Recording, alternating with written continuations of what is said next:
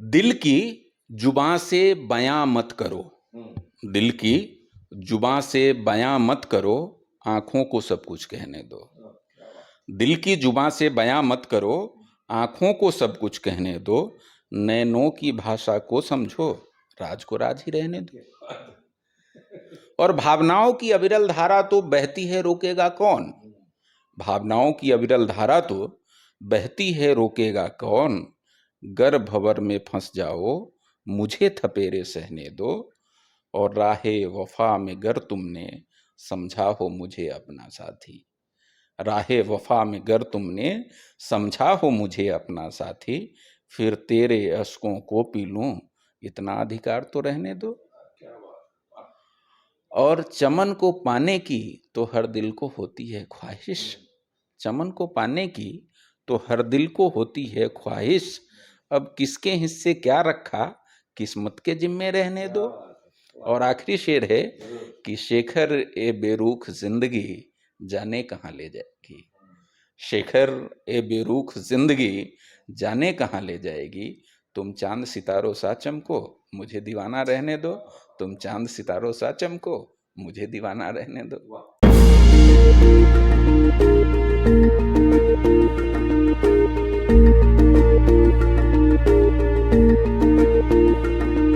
Swaraj mission, आपकी आवाज। नमस्कार, मैं प्रकाश पुंज पांडे और स्वराज मिशन के द पीपी शो में आप सभी का स्वागत है। आज पुनः हम एक ऐसे शख्सियत के साथ जुड़े हैं जो प्रायः सभी का इंटरव्यू लेते रहते हैं, लेकिन आज हम उनका इंटरव्यू ले रहे हैं। और मेरे वन ऑफ द फेवरेट पत्रकारों में से एक हैं जो कि काफ़ी मुकर हैं और अपने शालीनता के लिए जाने जाते हैं।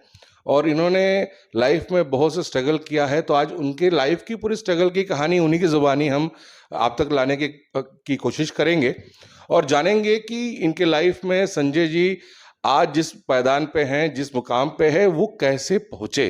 तो यकीनन हमें लगता है कि युवाओं को बहुत कुछ सीखने को मिलेगा। तो संजय जी, स्वागत है आप। जी, बहुत बहुत धन्यवाद। अच्छा लगा कि प्रकाश भाई आज हमसे बात कर रहे हैं और एक अच्छा शो है आपका जिसमें तमाम पत्रकारों से आप बात करते हैं। तो आज आपने मुझे चुना है, इसके लिए आपका धन्यवाद। आपका चुनाव तो बहुत पहले से ही है। अब आपके बिजी शेड्यूल में से आपने समय दिया, उसके लिए पहले तो हम आपका धन्यवाद देते हैं। और आज हम चाहेंगे कि आप जिस मुखरता से आपने आज तक जर्नलिज्म को संभाला हुआ है, वो जर्नलिज्म के जो गुर हैं, जो रहस्य है, क्या है वो, एक जर्नलिस्ट की क्या स्ट्रगल होती है लाइफ में, एक जर्नलिस्ट की क्या पर्सनल लाइफ होती है, वो कभी बीहड़ों में, कभी जंगलों में, कभी सोफिस्टिकेशन में, हर जगह काम करता है। तो वो अनुभव कैसे होते हैं, तो आज हम चाहेंगे कि आज का युवा पीढ़ी आपके उन अनुभवों से बहुत कुछ सीखेगा। तो शुरुआत करते हैं आपके पारिवारिक बैकग्राउंड के से कि शेखर बचपन में कैसे थे, उनका जन्म कहाँ हुआ और बहुत सारी चीज़ें। देखिए, मूलतः मैं बिहार के मुजफ्फरपुर ज़िले से आता हूँ। मुजफ्फरपुर में एक सुजावलपुर करके गांव है। मुजफ्फरपुर लीची के लिए काफ़ी फेमस है और एक गाना भी है, मुजफ्फरपुर के लीचियाँ खियइह बालमा।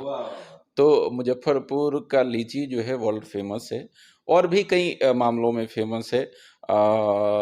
जॉर्ज फर्नांडिस मुजफ्फरपुर से ही चुनाव लड़े थे जेल में रहते हुए, और वहीं मुजफ्फरपुर वालों ने उनकी हथकड़ियाँ खोली थी। तो राजनीतिक दृष्टिकोण से भी काफ़ी महत्वपूर्ण जगह है। तो वहाँ मेरा जन्म हुआ 1979 में। पारिवारिक पृष्ठभूमि बहुत ही जो लोअर मिडिल क्लास है, वो उस तरह का मेरा पारिवारिक पृष्ठभूमि थी। पिताजी दिल्ली में कोऑपरेटिव स्टोर, सुपर बाजार, उसमें काम किया करते थे। माँ गृहिणी और आंगनवाड़ी से जुड़ी हुई रही, और इस तरह से अपनी मूल पेशा, पारिवारिक पेशा कहा जाए तो खेती था। तो इस पृष्ठभूमि में अपनी शुरुआत हुई। शुरुआती पढ़ाई लिखाई गांव का जो सरकारी स्कूल होता है, तो उस सरकारी स्कूल में अपनी शुरुआती पढ़ाई लिखाई हुई। फिर जो है हाई स्कूल में आए। हाई स्कूल भी सरकारी हाई स्कूल में, और फिर हम कॉलेज की तरफ गए। दरअसल पारिवारिक पृष्ठभूमि ऐसा था जिसमें उस समय जब हम पढ़ रहे थे तो उस समय ये पता नहीं होता था कि कैरियर होता क्या है। उस समय ऐसा था कि पढ़ाई कर रहे हैं तो मैट्रिक पास करना है, मैट्रिक पास कर लिए तो इंटर करना है, और इंटर कर लिए तो ग्रेजुएशन करना है। क्यों करना है ये पता नहीं होता था। सामान्यतः देश की करीब करीब 90% आबादी के साथ इसी तरह की विडंबनाएं जुड़ी हुई है। जो खासकर ग्रामीण परिवेश में रहते हैं उनको पता नहीं होता है करियर क्या है और क्या करना है। वो केवल पढ़ते हैं क्योंकि उनको क्लास को पास करना है। तो मोटे तौर पे अपनी भी पृष्ठभूमि इसी तरह की थी। तो उसमें क्या होता है कि जब आप जैसे जैसे आपकी उम्र बढ़ती है तो आपके सामने जो आता है सबसे ज्यादा आदर्शात्मक स्थिति, आप उसी की तरह बनना चाहते हैं। तो बड़ा दिलचस्प है मेरे जीवन की कहानी उस रूप में कि सबसे पहले मुझे अगर किसी ने आकर्षित किया तो वो आकर्षित किया गांव की एक मंडली, जिसको चौपाड़ा मंडली हमारे तरफ कहते हैं, उसके जो व्यास होते थे ना, उनको गांव में बड़ा सम्मान दिया जाता था, बड़ा सम्मान दिया जाता था। वो जब कोई कार्यक्रम करते थे तो लोग बड़े सम्मान के साथ उनको देखते थे, देखने जाते थे। तो सबसे पहले प्रभावित मैं उससे हुआ, और उससे प्रभावित हुआ तो मुझे लगा कि यार अगर ये अपन व्यास बन जाते हैं तो बहुत बढ़िया होगा यार। तो फिर मैं उनके साथ हुआ। कुछ दिन उसमें जब गया तो थोड़ी दृष्टि और आगे बढ़ी। तो फिर मुझे लगा कि यार ये उस समय गांव में जो झोला छाप डॉक्टर जिसको कहते हैं, गांव में उनको उनका भी बहुत सम्मान होता, क्योंकि गांव में जीवन रक्षा के वही एक। तो लगा कि वो करना चाहिए अपने को, तो वो करना चाहिए। तो फिर उसकी तरफ आकर्षित हुआ। फिर किसी एक डॉक्टर के साथ बैठना शुरू किया। जब वहां बैठा तो और दृष्टि बड़ी हुई, तो लगा कि अरे यार ये तो झोला छाप है, मामला असली डॉक्टर बनना चाहिए, असली डॉक्टर बनना चाहिए। तो तब तक हम 11वीं पास कर चुके, 10वीं पास कर चुके थे। तो इंटरमीडिएट बायोलॉजी से करना चाहिए, क्योंकि इंटरमीडिएट करेंगे तो डॉक्टर बनेंगे, ठीक है। तो 11वीं में बायोलॉजी से एडमिशन लिया। 12वीं करते करते एक एहसास हुआ कि हम जहां पे हैं अपने कितने पानी में हम हैं, ये एहसास हुआ। फिर लगा कि यार संभव नहीं है, मतलब जैसी हम पढ़ाई और जैसी बैकग्राउंड से हम रहे हैं वो संभव नहीं है। और तब करियर का असली मायने तब समझ में आया जब कॉलेज गए। और तब लगा कि नहीं यार, हम जहां पे हैं वहां से हमको बाहर निकलना पड़ेगा। और निकलना पड़ेगा तो पारिवारिक पृष्ठभूमि उस तरह की नहीं थी कि शहर से बाहर रह के शहर में भेजा जाए और पढ़ने के लिए उतना खर्च दिया जाए। तो ऐसे में एक स्वर्गीय ब्रह्मदेव चाचा, उनका मेरे फैमिली से कोई लेना देना नहीं, कोई परिचय नहीं, लेकिन मेरे एक मित्र के माध्यम से मैं उनके पास जाता था। उनकी वो टिम्बर का उनका व्यवसाय था, तो उनके पास बैठता था। वो मेरे से इतने प्रभावित हुए और प्रभावित थे तो उनका बड़ा सहयोग मिला। और उन्होंने जब मेरी इच्छा ये देखी कि मुझे शहर में जाके पढ़ना चाहिए, तो उन्होंने सीधे कहा कि आप चले जाइए, पैसे की चिंता मत करिए, ठीक है, फैमिली जितना आपको सहयोग करेंगे, बाकी आपको चिंता करने की जरूरत नहीं। हालांकि मुझे उनसे लेने की जरूरत नहीं पड़ी, लेकिन उन्होंने जो दिया, मैं आज ये कह सकता हूं कि मैं उन्हीं के वजह से हूं। तो उन्होंने हिम्मत दी कि तुम शहर चले जाओ, बाकी कोई दिक्कत होगी तो हम देख लेंगे। तो उसी हिम्मत की वजह से हम जो है सुजावलपुर से मुजफ्फरपुर चले गए। मुजफ्फरपुर में फिर जो है इंटरमीडिएट तब तक पास कर गए थे। फिर ग्रेजुएशन में मुजफ्फरपुर में आरडीएस कॉलेज में एडमिशन लिया। और तब लक्ष्य हुआ, अपनी स्थिति को देखते हुए इकोनॉमिक्स ऑनर्स में हमने एडमिशन लिया। और ये हुआ कि अब मुझे ग्रेजुएशन में अपनी यूनिवर्सिटी में टॉप करना है, ये अपना लक्ष्य निर्धारित हुआ। फिर तब एक ग्रुप भी बना अच्छे अच्छे लोगों का, और फिर हम एक ग्रुप में बैठ करके तैयारी भी शुरू किए। तैयारी शुरू किए तो मैं उसी समय से पढ़ता लिखता था। कहानी लिखने में मुझे शौक था, कविता लिखने की शौक, तो और लिखने का शौक केवल यहीं पे नहीं था, मैं अखबारों में भी लिखना शुरू कर दिया था, पत्र पत्रिकाओं में भी लिखना शुरू कर दिया था। तो हम 5-6 मित्र थे, जिसमें एक मनोज प्रभाकर हैं, अभी पटना यूनिवर्सिटी में इकोनॉमिक्स के प्रोफेसर हैं। एक मित्र है इनकम टैक्स में अधिकारी है। तो हम सब लोग एक साथ बैठ के पढ़ा करते थे, और हम सबका टारगेट ये था, इकोनॉमिक्स के स्टूडेंट थे और कैट की तैयारी करने लगे तब, कि कॉमन एडमिशन टेस्ट को क्वालिफाई करके हम लोग MBA करेंगे अच्छे इंस्टीट्यूशन से, IIM से। तो वो तैयारी करते थे। लेकिन चूंकि मैं लिखता था अखबारों में भी, जो विचार के अलग अलग बिंदु आते थे, उसके उस समय लेटर टू एडिटर बड़ा कॉलम हुआ करता था, और उसमें आपको अपने विचारों को अभिव्यक्त करने का मौका मिलता था, तो उसमें मैं लिखता था, कविताएं लिखता था। तो मनोज प्रभाकर जो पटना यूनिवर्सिटी में अभी प्रोफेसर हैं, वो उन्होंने मुझे अनायास ही पत्रकार महोदय कहना शुरू किया। अच्छा, मनोज प्रभाकर, वो अच्छा, मेरा हुलिया भी उसी तरह का था, पैर में जो है हवाई चप्पल, दाढ़ी बढ़ी हुई, ठीक है, और लिखना पढ़ना और सारी चीजें। तो उन्होंने सबसे पहले मुझे पत्रकार महोदय कहना शुरू किया कॉलेज के दिनों। यानी वो संज्ञा उन्होंने आपको दे दी? हाँ हाँ, उन्होंने मेरे हुलिये की वजह से और मेरे व्यक्तित्व की वजह से उन्होंने कॉलेज के दिनों में मुझे पत्रकार महोदय कहना शुरू कर दिया। अब पत्रकार महोदय कहना शुरू कर दिया तो ठीक है, कोई बात नहीं। हम तैयारी तो कॉमन एडमिशन टेस्ट की कर रहे थे, कैट की।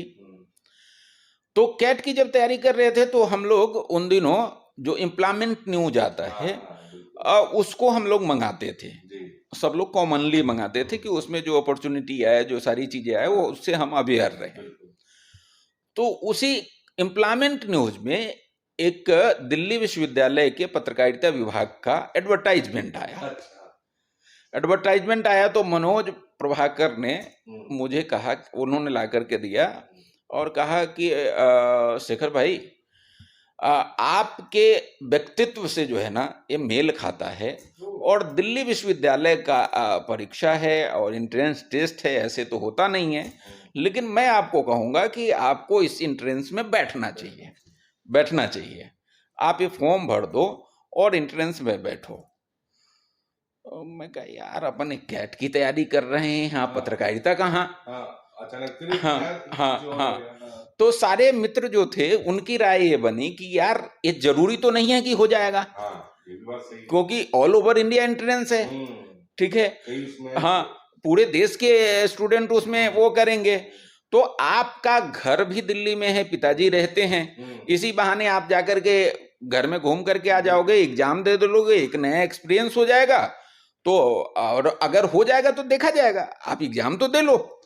तो सारे मित्रों की राय के कारण मैंने वो फॉर्म भर दिया दिल्ली विश्वविद्यालय का, और फिर जो है कॉल आया रिटन एग्जाम का, तो जा करके रिटन एग्जाम दे आए। रिटन एग्जाम जब दे आए तो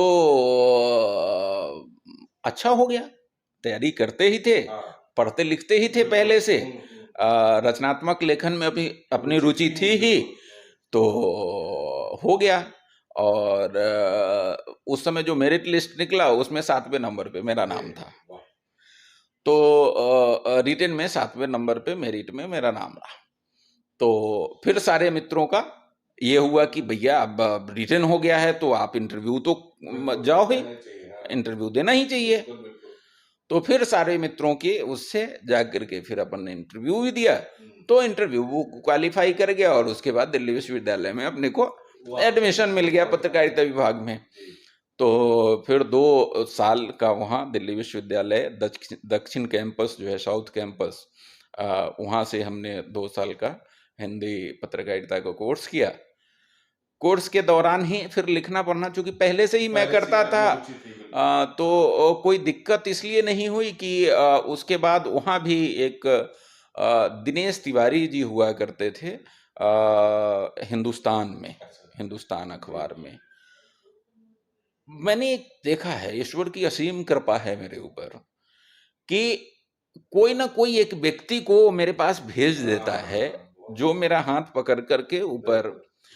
तो दिनेश तिवारी जी अभी ईश्वर के श्री चरणों में हैं, तो उन्होंने मुझे बहुत सहयोग किया। और डॉक्टर आनंद प्रधान अभी आईएमसी में प्रोफेसर हैं पत्रकारिता विभाग के। उन दोनों का मुझे बहुत सहयोग मिला। और आपको जान के बड़ा आश्चर्य होगा कि न केवल मोरली, न केवल पढ़ाई लिखाई के लेवल पे, बल्कि लिखने पढ़ने और प्रोफेशनल अर्निंग के लेवल पे भी दिनेश तिवारी जी ने मुझे इतना सहयोग किया कि 2002 की मैं बात कर रहा हूँ, 2001-2 की, उस जमाने में मेरे जैसे एक अदना लेखक को एक आर्टिकल का उन्होंने 600 रुपया पेमेंट किया।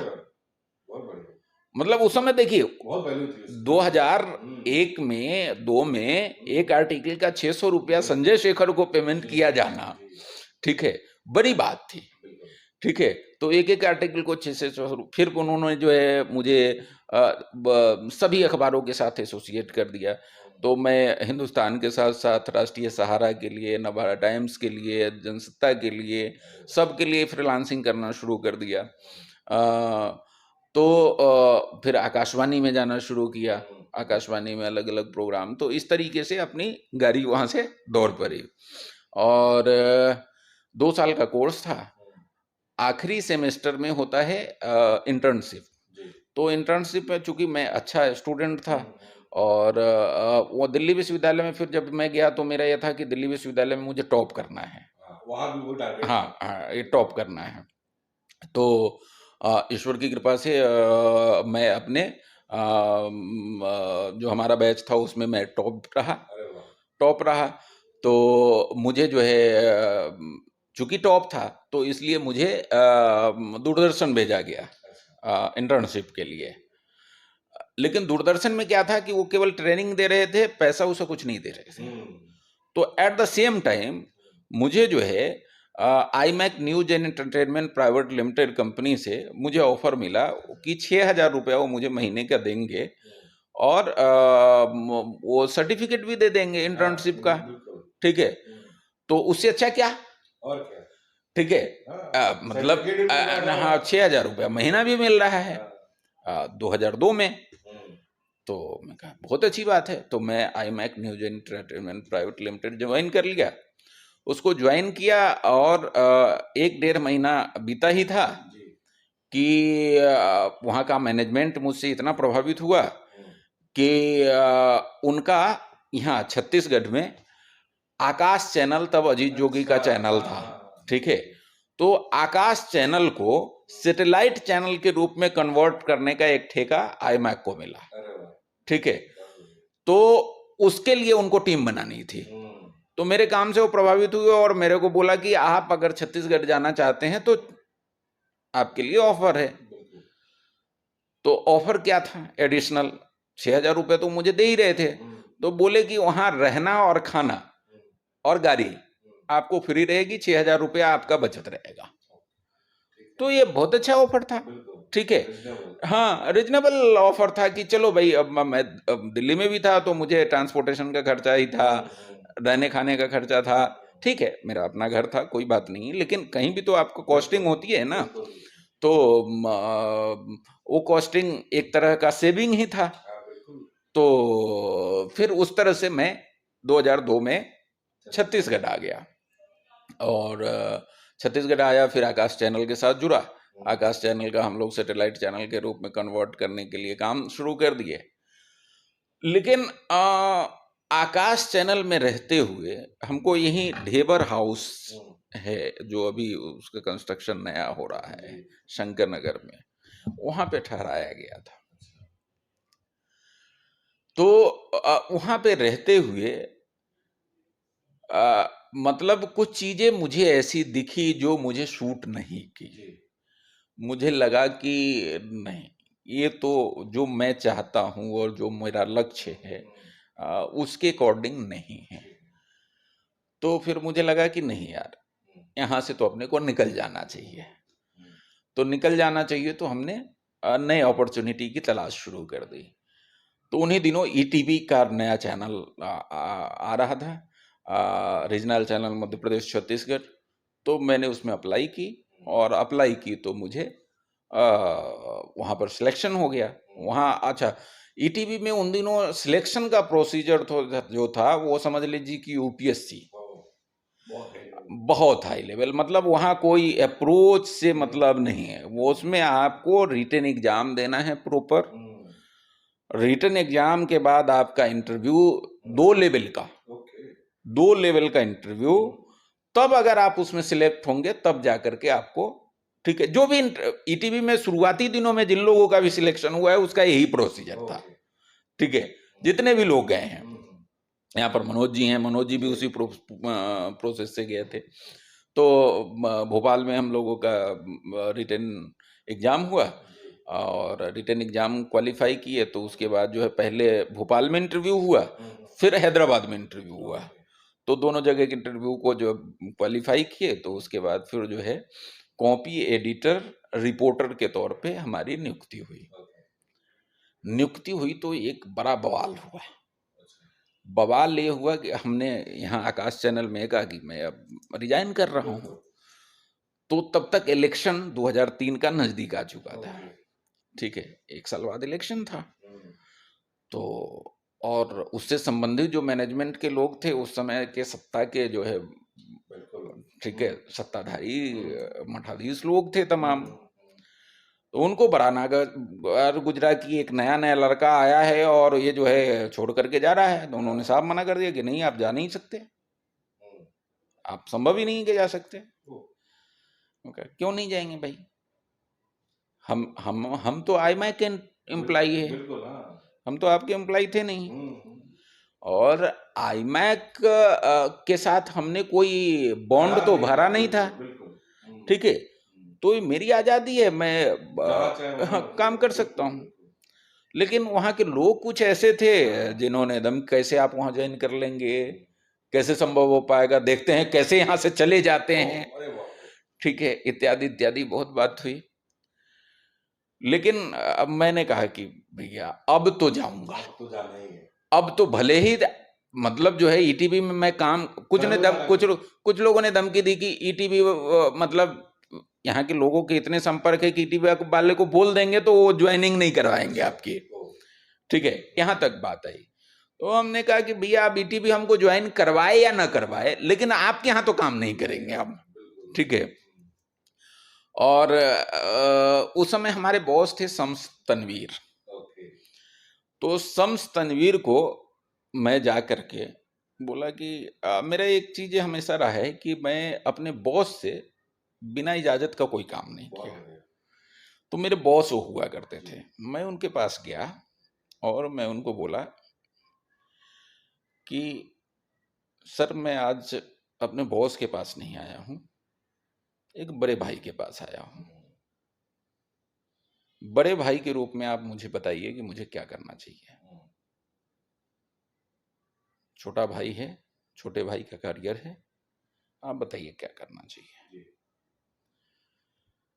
तो उन्होंने अपनी एक किताब दी जिसका उस समय विमोचन भी नहीं हुआ था, सपने जिनके ताबीर नहीं होते। और वो किताब दी, बोले कि शेखर पता नहीं अब विमोचन में तुम रह पाओगे कि नहीं रह पाओगे, मेरी पहली प्रति तुमको और मेरा आशीर्वाद, तुम जाओ। उसके बाद तो और कुछ चाहिए नहीं था। तो फिर उसके बाद फिर मैं वहां से अपना बुढ़िया बिस्तर बांधा और हैदराबाद तो इस तरीके से हैदराबाद चला गया। हैदराबाद जा कर के जो है 1-1.5 महीने की ट्रेनिंग थी वहाँ।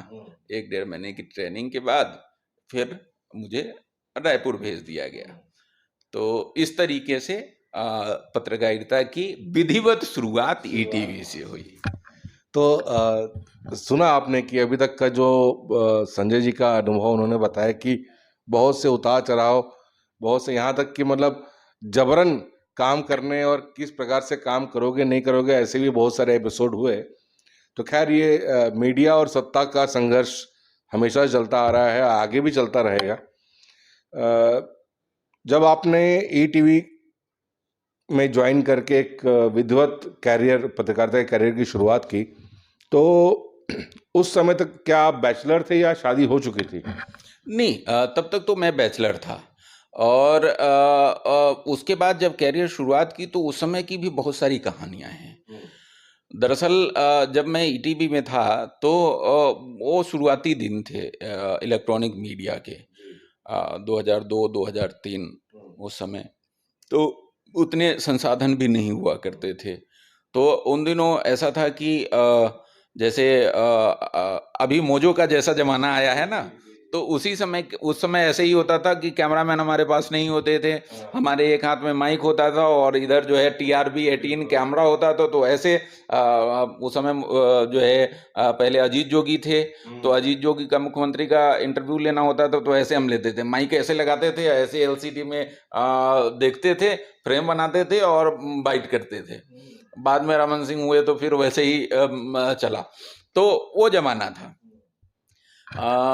फिर साथियों के साथ कई तरह के संघर्ष होते हैं, वो तमाम कहानियां हैं उस तरह से। लेकिन एक अच्छा और चूंकि मुझे ये था, ईश्वर ने और अपनी सोच हमेशा से ये रही है कि जहां रहो अपना 100% दो। तो 100% देने की प्रेरणा के साथ काम शुरू किया शुरू से, और उसका नतीजा ये हुआ कि संस्थान का लगातार साथ मिला, संस्थान का लगातार साथ मिला। और फिर आगे गाड़ी बढ़ती चली गई। 2003 से तो उसी दौरान जो है ना, जैसा कि आप जानना चाहते हैं, कि तब तक तो मैं बैचलर था। तो 2003 में क्या हुआ कि मैं तो ईटीवी आ गया था। 2003 में सरकार बदल गई तो आकाश चैनल रातों रात जो है, क्योंकि वो अजीत जोगी का चैनल था, ठीक है, और वो ऐसा चैनल था जिसने मतलब पत्रकारिता के मानदंडों के खिलाफ इतने काम किए थे, इतने खराब काम किए थे कि स्थिति ये हुई कि जिस दिन सरकार रिजल्ट आया उसी दिन उस चैनल के अधिकांश लोगों को भागना पड़ा जो बाहर से आए थे, क्योंकि काम ही वैसा किया था। मैंने आपको पहले कहा ना कि मुझे लगा कि वहां रहना नहीं चाहिए और मैंने रास्ता पहले बनाई। हाँ, तो वजह वही थी कि नहीं तो क्या फर्क पड़ता है किसी सत्ता के बदलने से, चैनल पे तो फर्क नहीं पड़ना चाहिए था। लेकिन चूंकि आपके काम वैसे थे कि जैसे ही सत्ता बदली, रिजल्ट जैसे ही आया, आपको रातों रात भागने पड़े, तो तमाम लोग भागे। तो चूंकि मैं आकाश चैनल से पहले से संबंधित थे, तो सारे लोगों से हमारा एक रिलेशन बना हुआ था, हम दूसरे जगह भी चले गए तो फिर भी। तो उस समय मधु, जो मेरी वाइफ है, पतली दुबली सी साबली सी एक लड़की, जो एकदम गांव से आई हुई, जो शहरी रवायत को नहीं जानती थी, जो शहर के दाव पेच को नहीं जानती थी, जो शहर की तमाम जो गंदगी और कुरीतियां होती है उसको नहीं जानती थी, एकदम भोली भाली सी लड़की आकाश चैनल के कारण बेरोजगार हो गई। आकाश चैनल बंद हुआ, बेरोजगार हो गई। उसका जो भोलापन था और उसका जो पायसनेस था, मतलब एक पवित्रता थी, एक सोच जो थी, वो मुझे प्रभावित पहले ही कर चुकी थी। लेकिन तब तक कोई रिलेशन नहीं था, यहाँ तक कि मतलब हम जब एक साथ थे ना, तब तक हमारी बातचीत भी नहीं होती थी। लेकिन जब वो चैनल बंद हुआ तो मुझे लगा कि इसका क्या होगा, बाकी तो कर लेंगे अपना, लेकिन ये इतना जो है अलग किस्म की लड़की है, इसका क्या होगा?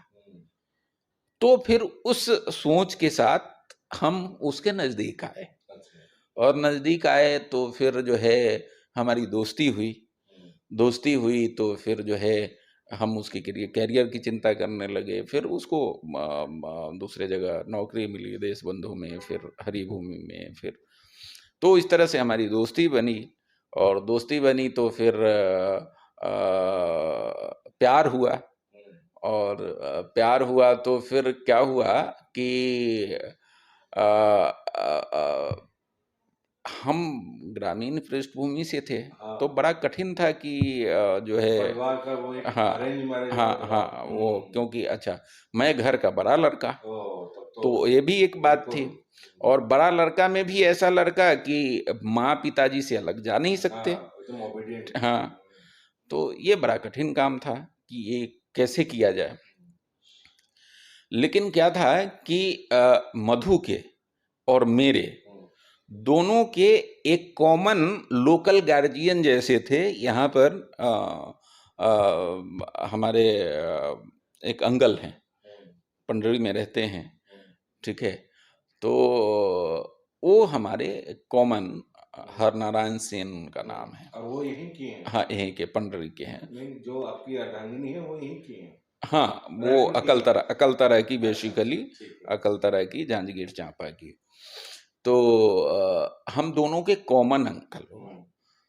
तो एक बार मेरी माँ और मेरी नानी दोनों आई हुई थी, और उनके फैमिली के सब लोग आए हुए थे, और सब लोगों की गैदरिंग अंकल के यहाँ थी। अच्छा, अरे वाह! अंकल के यहाँ थी। तो एक्चुअली क्या होता है कि अनुभवी लोग चीजों को बहुत कुछ समझ जाते हैं, बिल्कुल। समझ जाते हैं। तो उस गैदरिंग में जो है और दरअसल होता वहीं पे वो रहती भी थी अंकल के यहाँ। तो हमारी नानी जो है ना, वो उससे काफी प्रभावित हो गई। और नानी प्रभावित हो गई तो नानी ने हमारी माँ को कहा कि मतलब एक तरह से प्रपोज कर दिया नानी ने कि शेखर के लिए लड़की अच्छी होगी।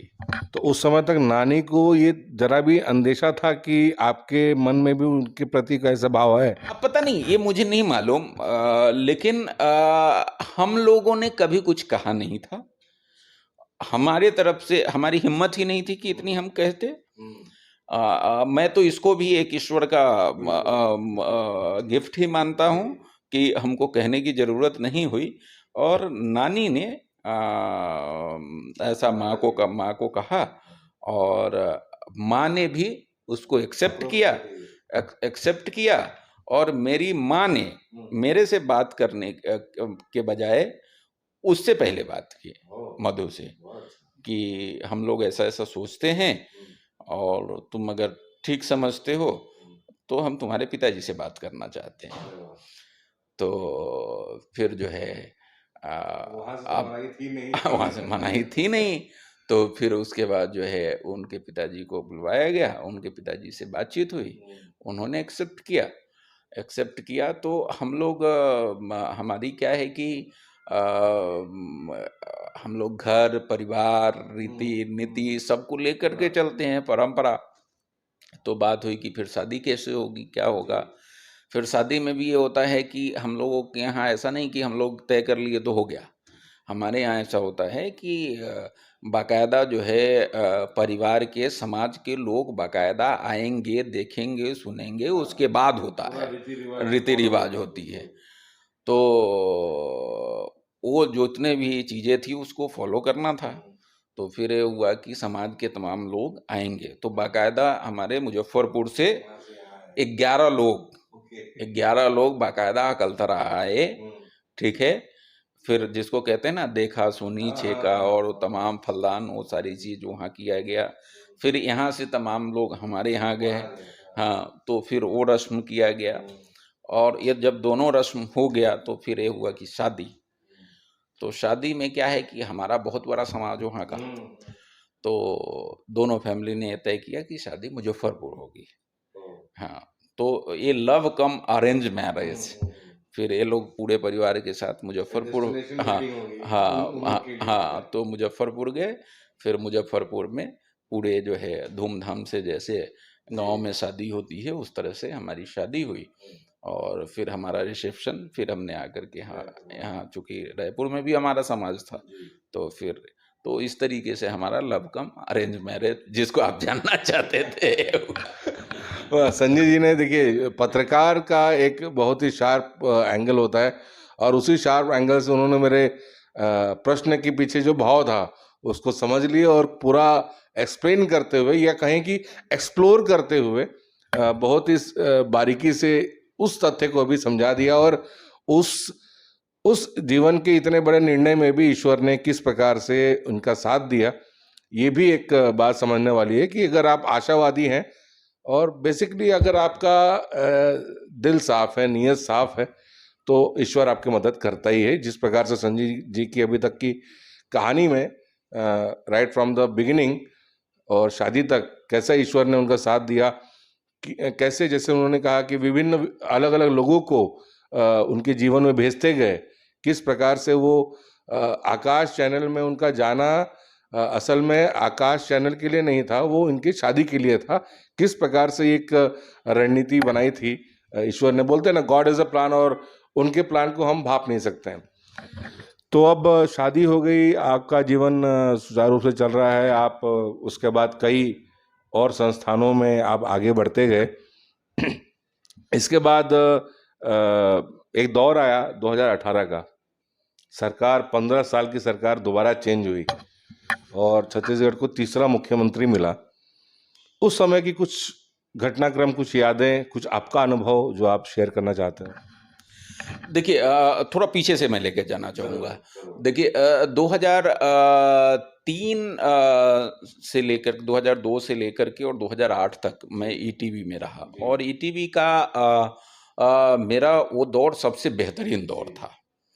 बेहतरीन दौर इस रूप में था कि काम करने की पूरी आज़ादी थी, और रामोजी राव मतलब मीडिया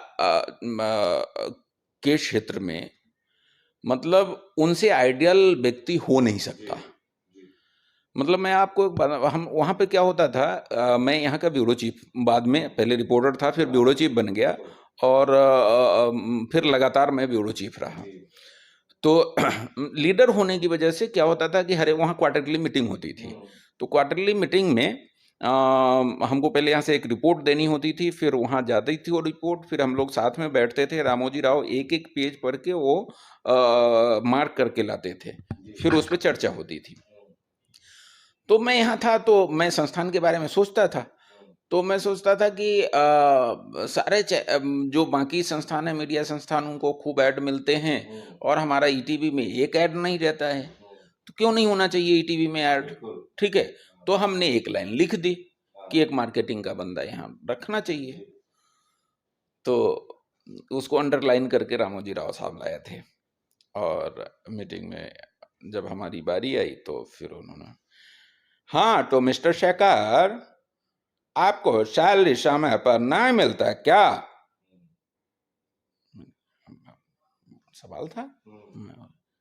एकदम डरते थे, नहीं सर, नहीं सर, समय पे मिलता है, समय पे मिलता है। तो आपको रेवेन्यू का इतना चिंता क्यों होने लगा? You are from editorial side ना, आपको एडिटोरियल की चिंता करना ना, आपको रेवेन्यू को क्यों चिंता करना? तो ऐसा व्यक्ति, बहुत बड़ी बात, मतलब आप अगर एडिटोरियल में हैं तो आपको बाकी चीजों को सोचना नहीं है, आपको केवल एडिटोरियल के बारे में सोचना है। और यही वजह थी कि मैंने ईटीवी में रहते हुए जितना काम किया, असली पत्रकारिता मैंने ईटीवी में रहते हुए की। ठीक है, आपको जान के आश्चर्य होगा कि मैं ओबी वैन लेकर के प्रधानमंत्री ग्रामीण सड़क योजना की समीक्षा 1 महीना तक पूरे प्रदेश में घूम करके करता रहा। 1 घंटे का शो जिला मुख्यालय से, ठीक है, घूम घूम करके। ठीक है, उसके बाद कई सारी योजनाओं की कोयला खनन की, फिर भ्रष्टाचार की, ये मतलब इतने सोच किए, ठीक है। उस दौरान मतलब बस्तर में नक्सलवाद का कि इतनी खबरें मैंने की, इतनी खबरें की, और मुझे नहीं लगता है कि अबूझमार में मुझसे ज्यादा कोई गया होगा। मतलब अबूझमार के जितने रास्ते हैं उससे मैं अंदर घुसा। अबूझमार में और बस्तर में जितने टॉप नक्सल लीडर हैं मैंने सबका इंटरव्यू किया, चाहे वो भूपति हो, चाहे कोसा हो, चाहे राधिका हो, ठीक है, चाहे वो गुडसा हुसैंडी हो, ठीक है, जितने भी टॉप लीडर हैं मैंने सबका इंटरव्यू किया, ठीक है। और तमाम सारी चीजें, कई पॉलिटिकल खबरें ब्रेक की। आपको जान के और उस समय के लोग हैं जो जानते हैं, सिर्फ बीजेपी के तत्कालीन जो प्रदेश अध्यक्ष थे शिव प्रताप सिंह, मेरे इंटरव्यू की वजह से उनको पद से हटाया गया, क्योंकि मेरे ही साथ उन्होंने इंटरव्यू में मतलब तत्कालीन रमन सरकार के और रमन सिंह के खिलाफ इतनी भयानक तरीके से बातें बोली और इतने आरोप लगाए और पोल खोली कि तब आलोक अवस्थी थे कमिश्नर। जैसे ही हमने खबर ब्रेक की, उसके 1.5 घंटे बाद वो हमारे ईटीवी के ऑफिस में आनंद नगर में पहुंच गए थे, ठीक है, आलोक अवस्थी जी, ठीक है। और किसी तरह से वो खबर रुक जाए, लेकिन ईटीवी में खबर रुकना ये तो संभव ही नहीं है, ठीक है। तो खबर रुकी नहीं और अगले दिन होते होते शिव प्रसाद जी को बर्खास्त करना पड़ा। तो उस तरह से पॉलिटिकल हमने, और स्थिति ये हुई कि मतलब इतने अगेंस्ट संस्थान उसके सत्ता के विरुद्ध इतनी खबरें की कि उस समय मैं वामपंथी पत्रकार हो गया। भाजपाइयों ने मुझे वामपंथी, क्योंकि एक तो माओवादियों की बहुत सारी खबरें करता था और दूसरा सत्ता के खिलाफ करता था, तो उन्होंने मुझे वामपंथी पत्रकार का तमगा दे दिया। लेकिन कोई बात नहीं, ठीक है। तो उस तरह से करते करते फिर बाद में थोड़ी सी भूमिका बदली। ईटीवी का स्वर्णिम काल था। फिर 2008 में चुनाव से ठीक पहले प्रभात डबराल एक नया चैनल लेकर के आ रहे थे, साधना ग्रुप का। प्रभात डबराल पहले सहारा के ग्रुप हेड हुआ करते थे, तो जब नया चैनल लेके आ रहे थे तो वो मेरे से परिचित थे। मैं सहारा में उनसे नौकरी मांग रहा था, तो वहाँ नहीं दे पाए थे, यहाँ उन्होंने मुझे अप्रोच किया कि तुम आ जाओ। तो मैं कहा ठीक है, कोई बात नहीं है। तो मैं इंटरव्यू देने गया, उन बोले टिकट भेज दिया उन्होंने, फ्लाइट की टिकट भेज दी, तुम आ जाओ इंटरव्यू और सैलरी तय कर लो, कर लो, कोई बात नहीं है। बड़ा कठिन था, क्योंकि ठीक चुनाव के पहले नंबर 1 चैनल छोड़ करके दूसरे जगह 0 से स्टार्ट करना। लेकिन मैं गया इंटरव्यू देने, इंटरव्यू दिया, और इंटरव्यू क्या था, मिलना था मालिक से, एक मीटिंग थी। तो मीटिंग हो गई, उसके बाद प्रभात डबराल साहब ने पूछा सैलरी क्या होगी। मैं कहा सर मेरी हिम्मत नहीं है कि मैं आपको सैलरी बता सकूं, आपसे मुझे क्या सैलरी बताना। तो बोले यार तुम फंसा दे, कई बार पूछे। मैं बोला नहीं बता सकता सर। तो बोले कि तुमने मुझे फंसा दिया। कहा नहीं सर, आप जो कह देंगे, मैं आपको ये आश्वस्त कहता हूं कि अगर आपको मेरी ज़रूरत है टीम में तो मैं आ जाऊंगा, आप जो भी सैलरी देंगे मैं आ जाऊंगा, मैं ना नहीं कहूँगा। लेकिन मेरी हिम्मत नहीं है कि मैं आपको सैलरी की बात कहूँ। तो मतलब आपको जान के आश्चर्य होगा, मेरी जो तत्कालीन सैलरी थी उस पे उन्होंने करीब 300% का ग्रोथ दिया। तो आपके लिए बहुत बड़ा ड्रास्टिक चेंज था। मतलब अगर मैं बोलता भी जो नहीं बोला तो उतना नहीं बोलता। अगर मैं बोलता भी जो आप अपेक्षा नहीं कर रहे थे, हाँ, मैं बोलता भी तो वो नहीं बोल पाता। मतलब देखिए यहाँ भी भगवान ने आपका साथ दिया। हाँ, तो मैं बोलता भी तो उतनी सैलरी नहीं बोल पाता। करीब 300% का ग्रोथ क्या होता है, ठीक है।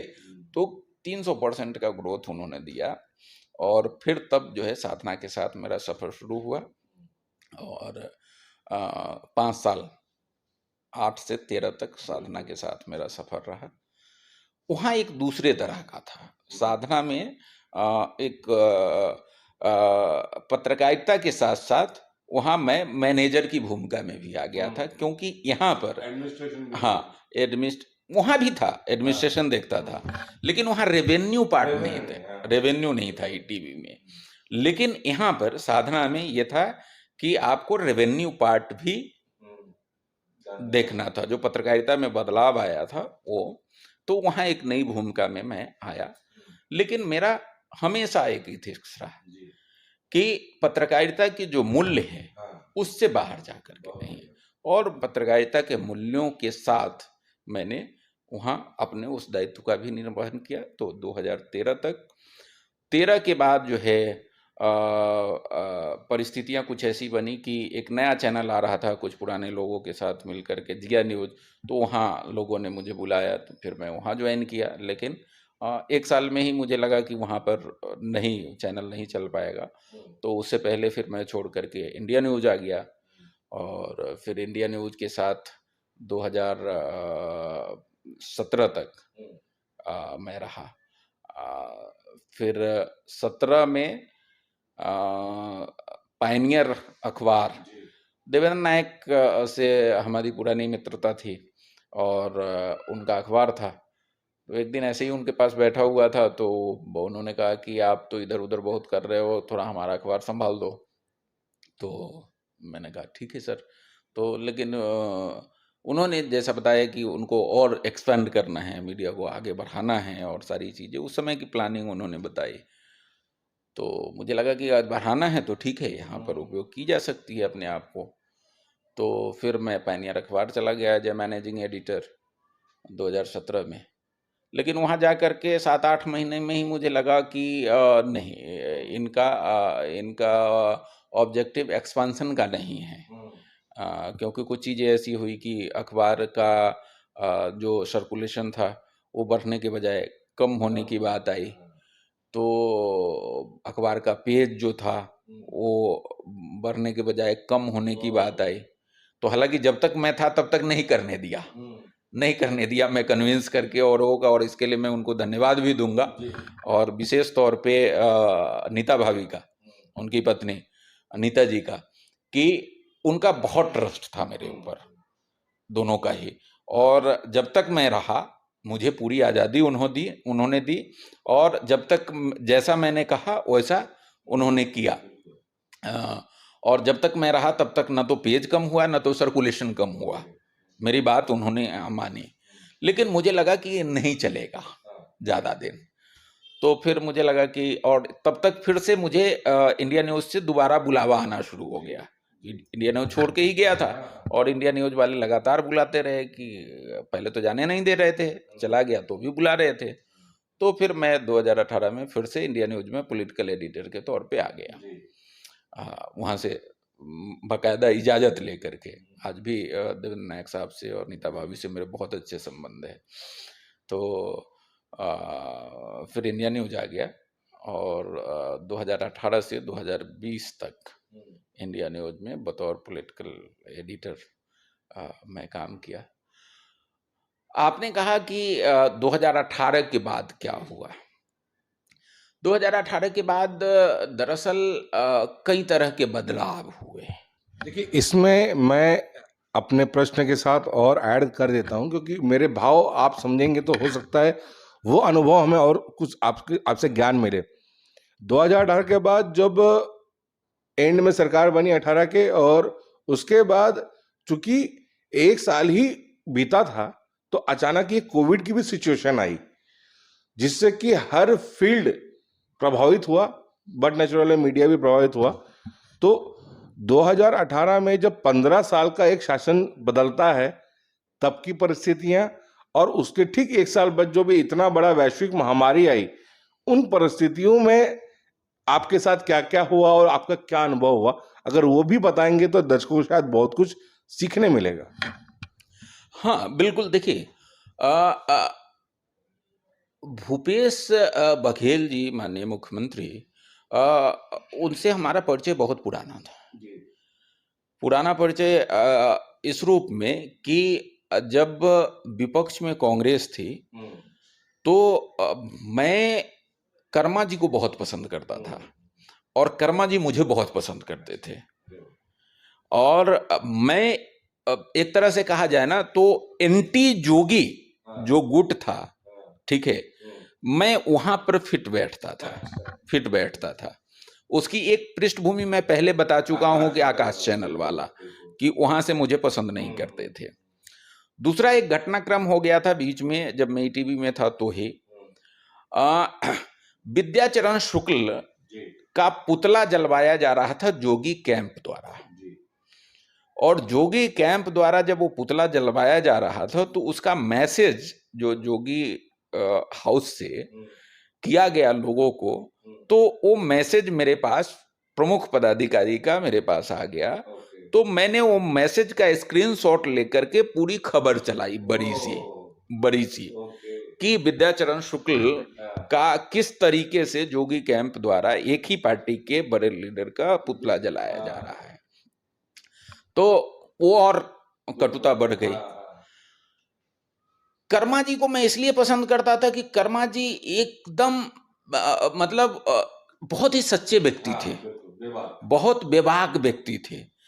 और उनके लिए राजनीति मतलब सत्ता मायने नहीं रखती थी, उनके लिए देश मायने रखता था, उनके लिए समाज मायने रखता था, उनके लिए राष्ट्र मायने रखता था। तो इसलिए वो मुझे बहुत पसंद थे। जिन दिनों सलवा जुर्म को लेकर के ये था कि अब इनकी लीडर ऑफ अपोजिशन की कुर्सी चली जाएगी और मैं उनसे इंटरव्यू कर रहा था, तो उन्होंने इंटरव्यू में मतलब उस दिन बैठक हो रही थी दिल्ली में, जोगी कैंप जा करके पूरा सोनिया गांधी के पास उस दिन बैठक कर रहा था, सोनिया गांधी से मिल करके कि इनको लीडर ऑफ अपोजिशन पोस्ट से हटाओ। और मैं इंटरव्यू कर रहा था तो कर्मा जी बोले एकदम बेलाग, एकदम उसी बस्तर टाइगर वाले जोश में ना, शिखर अगर मुझे मेरे बस्तर के लिए ऐसे 100 लीडर ऑफ अपोजिशन की कुर्सी कुर्बान करनी पड़े तो कुर्बान है। मेरे राष्ट्र से, मेरे देश से बड़ा मेरा लीडर ऑफ अपोजिशन की कुर्सी नहीं है, लेकिन मैं सही हूं, सलवा जुर्म के साथ हूं तो रहूंगा। तो ये जो बात थी ना, जो मुझे बहुत पसंद थी कर्मा जी की, और मैं कर्मा जी के कैंप में मतलब मेरा बैठना सारी चीजें, और चूंकि वहीं भूपेश जी बैठते थे तो इस वजह से भूपेश जी के साथ मेरे अच्छे संबंध थे। मेरे ऑफिस में भी उनका आना जाना होता था, ईटीवी के ऑफिस में भी कभी कभार चाय पीने आ जाते थे। फिर एक बार सरकार ने मेरे ऊपर एफआईआर कर दिया और नॉन अवेलेबल वारंट निकल गए। तो भूपेश जी मेरे समर्थन में यहाँ गंज थाने के सामने जो है रात भर रोड पे बैठे, और तमाम छत्तीसगढ़ के तमाम पत्रकार और स्थिति ऐसी हुई कि सरकार को रात में ही, रात के 4 बजे उस एफआईआर को वापस लेना पड़ा। ठीक है, ये बड़ी उपलब्धि थी मेरी, छत्तीसगढ़ की कमाई थी वो, कि एक मतलब जज ने कराया था, लॉ सेक्रेटरी सामंतरे साहब थे, उनके चैम्बर में कुछ हो गई थी ऐसी बात, तो फिर एफआईआर हो गया, नॉन अवेलेबल वारंट निकल गया। वारंट निकला तो उसके बाद लॉ सेक्रेटरी ने आपके खिलाफ एफआईआर करवाई हो, बड़ी बात होती है, नॉन अवेलेबल वारंट हो। लेकिन उस समय की पत्रकारिता, उस समय के लोग, उस समय की एकता, लव कुमार मिश्रा, उस समय मोहन राव, ठीक है, और तमाम लोग जो है, अशोक साहू, ठीक है, प्रकाश शर्मा, ऐसे तमाम लोग एक साथ होकर के ये हो कैसे सकता है। ठीक है, अगर शेखर के खिलाफ एफआईआर हुआ है तो बीके सामंतरे के खिलाफ भी एफआईआर होगा। और नियम में है कि जज के खिलाफ, लॉ सेक्रेटरी के खिलाफ आप जब तक कोर्ट आदेश नहीं देगा एफआईआर नहीं हो सकती। अब पुलिस के सामने कि ऐसा हो कैसे सकता है, नहीं संभव है। अब तमाम पत्रकार जो है गंज थाने के सामने मालवीय रोड में बैठ गए तो बड़ी बात हो गई। ठीक है, बड़ी बात हो गई तो डॉक्टर रमन सिंह यहाँ छत्तीसगढ़ में थे नहीं, दिल्ली में थे, वहाँ से फ़ोन आने शुरू हो गए कि भैया ख़त्म हो जाएगा, हटाओ, वो करो। मैंने कहा मेरा मामला तो है नहीं, क्योंकि तो अब पत्रकारों का मामला हो गया है। तो फिर जो है लीडर थे वो लव कुमार मिश्रा साहब, लव कुमार मिश्रा साहब के पास फ़ोन आया डॉक्टर साहब का कि आपकी जो भी मांगे हैं वो कर ली जाएगी, एफआईआर ख़त्म हो जाएगा, इसको हटाया जाए। लेकिन वो बोले नहीं, हटेगा तो तभी जबकि आप सोचिए आज ये संभव हो पाएगा कि कोई चीफ मिनिस्टर अगर कहे किसी पत्रकार को तो उसको डिनाई कर दे? बहुत बढ़िया।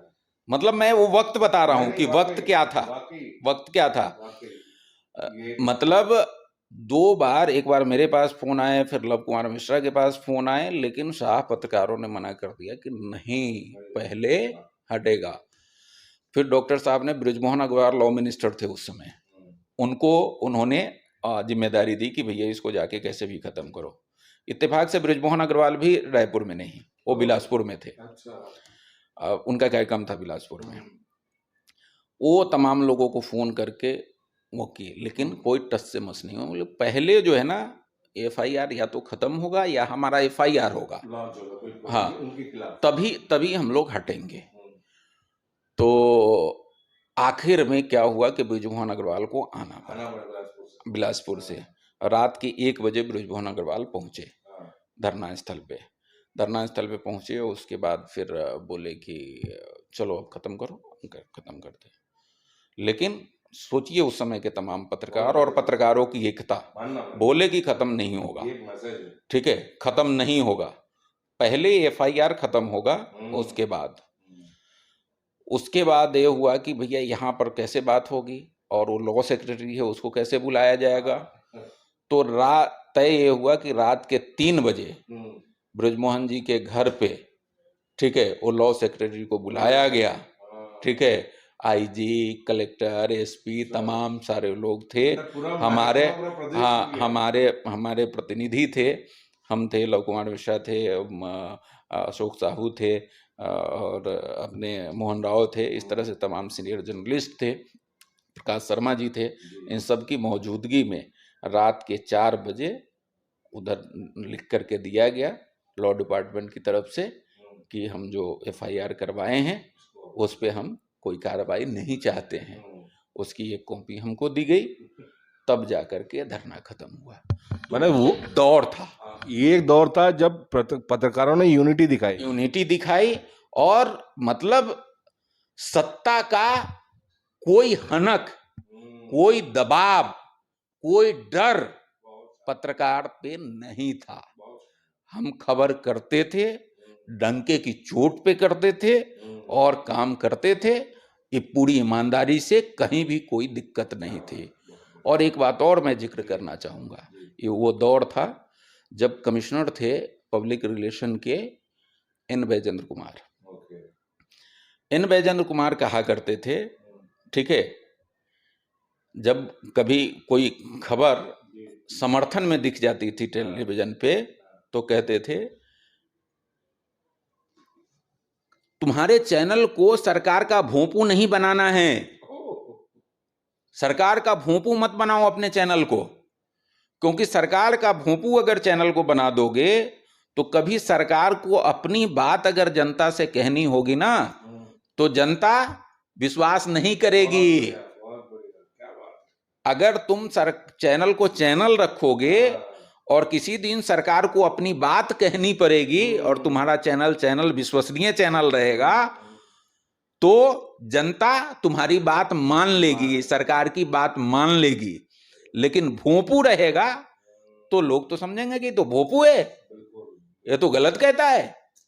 तो ऐसे थे कमिश्नर तब के पब्लिक रिलेशन डिपार्टमेंट। मतलब उस समय की ब्यूरोक्रेसी और आज की ब्यूरोक्रेसी में भी कितना डिफरेंस है।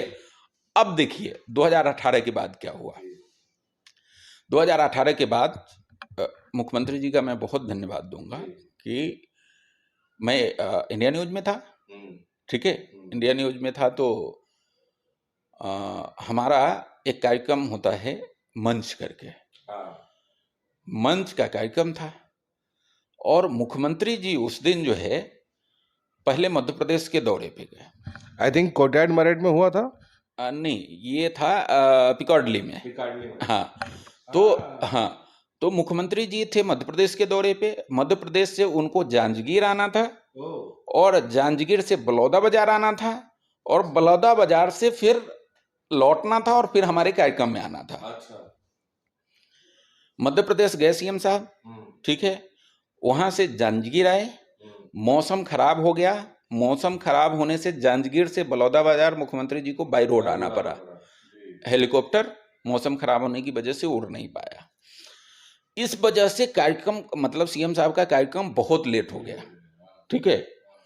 बलौदा बाजार कार्यक्रम संपन्न होने तक मुख्यमंत्री जी को बज गया 7, ठीक है, और कार्यक्रम हमारा 7 बजे से शुरू होना था, बल्कि 6 बजे ही टाइम था, 7 बजे से शुरू होना था। तो मतलब मालिक भी आए हुए थे, कार्तिकेय शर्मा भी सांसद बन गए हैं, वो भी थे और तमाम लोग थे। सब ये माने कि अब तो संभव नहीं होगा आना, ठीक है। मैंने फोन किया सीएम साहब को, फोन खुद ही उठाते थे। फोन उठाए, बोले शेखर मैं तुम्हारी स्थिति जानता हूं, ठीक है, मैं अभी बलौदा बाजार में गाड़ी में बैठ रहा हूं और सीधे तुम्हारे यहां उतरूंगा, ठीक है, ठीक है, सीधे तुम्हारे यहां उतरूंगा। और वही किया उन्होंने, ठीक है। वहां से निकले और सीधे रास्ते में सीएम हाउस आता है, वहां रुके नहीं 5 मिनट के लिए। इवन फ्रेश भी वो वहीं जाकर के हुए, पिकाडली में, ठीक है, और गए वहां 5 मिनट फ्रेश हुए, चाय पिए और उसके बाद फिर कार्यक्रम में आए और 1.5 घंटे कार्यक्रम में रहे। तो मुख्यमंत्री जी इस तरह के, तो ये रिलेशन रहा। लेकिन बाद में होता क्या है, ब्यूरोक्रेसी आती, जब आप सत्ता में आते हैं तो आपके आसपास बहुत सारे लोग आ जाते हैं। तो बहुत सारे लोग आए तो उसमें जो पता चला कि बाद में ये चीजें आइडेंटिफाई की गई कि डॉक्टर रमन सिंह के करीबी पत्रकार कौन कौन, एक लिस्टिंग की गई, ठीक है। तो सुनने में आया कि उसमें जो है एक संजय शेखर भी थे, ठीक है। तो सुनने में आया कि ऐसे पत्रकारों को थोड़ा किनारे किया जाए और ऐसे पत्रकारों को तवज्जो दी जाए जो विरोध वाले थे। तो फिर कुछ उस तरह की परिस्थितियां बनी। तो लेकिन उसमें एक महत्वपूर्ण बात जो मेरा संबंध तो आज भी बहुत बढ़िया है उनसे, और मेरा काम आज भी होता है और आज भी मेरे को सम्मान, मैं काम क्या, देखिए क्या है, अपन काम जानते हैं, तो ये नहीं वो कर लेंगे, वो नहीं वो कर लेंगे, ठीक है, कोई जरूरी तो है नहीं कि यही करना है। तो लेकिन माहौल थोड़ा सा खराब किया गया कुछ लोगों के द्वारा, जो मुझे लगता है कि उचित नहीं होता क्या है, दरअसल मैंने आपको पहले बताया 2008 तक मेरी भूमिका एकदम अलग थी, केवल मैं एडिटोरियल। 2008 के बाद मैं मैनेजमेंट भी देख रहा था और मैंने बताया कि मेरा काम मतलब रेवेन्यू का भी हो गया था। तो किसी भी मतलब हेड के लिए, स्टेट हेड के लिए ये संभव नहीं है कि मुख्यमंत्री से संबंध खराब कर ले और वो नौकरी कर ले, ठीक है। आज भी मतलब असंभव है कि भूपेश बघेल जी से संबंध खराब करके कोई एडिटर या कोई ब्यूरो चीफ या कोई स्टेट हेड नौकरी कर ले, संभव नहीं है। फिर दूसरा क्या है, पत्रकारिता का स्वरूप इतना बदल गया है कि आपका करीब करीब 80 to 90% जो है टोटल रेवेन्यू गवर्नमेंट से आता है। तो बहुत स्वाभाविक हो गया है कि आपका जो भी चीफ मिनिस्टर होगा उसके साथ या और गवर्नमेंट में जो ऑफिसर्स होंगे उनके साथ आपके साथ एक बेहतर रिलेशन आपको डेवलप करके रखना पड़ेगा, ये आपकी प्रोफेशनल मजबूरी है। और वो था, तो एक चस्पा उस तरह से लगाने की कोशिश की गई। तो मेरे साथ एक विडंबना रही कि भाजपाई मुझे वामपंथी कहते थे, ठीक है, कांग्रेसी मुझे भाजपाई कहते थे, और इसको मैं इस रूप में लेता हूं कि पत्रकारों के साथ ऐसा होना ही चाहिए। होना ही चाहिए। अगर भाजपाई आपको भाजपाई कह ले और कांग्रेसी अगर आपको कांग्रेसी कह ले तो आपने कुछ किया ही नहीं। ठीक है, ठीक है। आपको जब भाजपाई कांग्रेसी कहे, कांग्रेसी आपको भाजपाई या वामपंथी कहे तो वो आपकी उपलब्धि होती है। ठीक है, हाँ, वो अचीवमेंट है। तो मैं इसको अचीवमेंट के तौर पे ही लेता हूं, मैं इसको अपने अचीवमेंट के तौर पे ही लेता हूं। व्यक्तिगत तौर पे मैं तब भी काम करता था, आज भी अभी थोड़ी मेरी भूमिका बदल गई है। दरअसल 2020 के बाद से मैंने अपने आप को मतलब विशुद्ध पत्रकार के साथ साथ अपने आप को एक एंटरप्रेन्योर के तौर पे मैं अपने आप को डेवलप करने की कोशिश कर रहा हूं। तो अब मैं खुद फील्ड में नहीं हूं, तो हो सकता है कि मेरी वो मुखरता, मेरी वो चीजें लोगों को, मैं अब लोगों से काम करवाता हूं। ठीक है, तो थोड़ी चीजें बदली है, तो उस तरह से नहीं। हाँ ठीक है, कभी मौका आएगा तो जज्बा तो वही है, संजय शेखर वही है, शेर कभी भी शेर ही रहेगा। संजय शेखर वही है।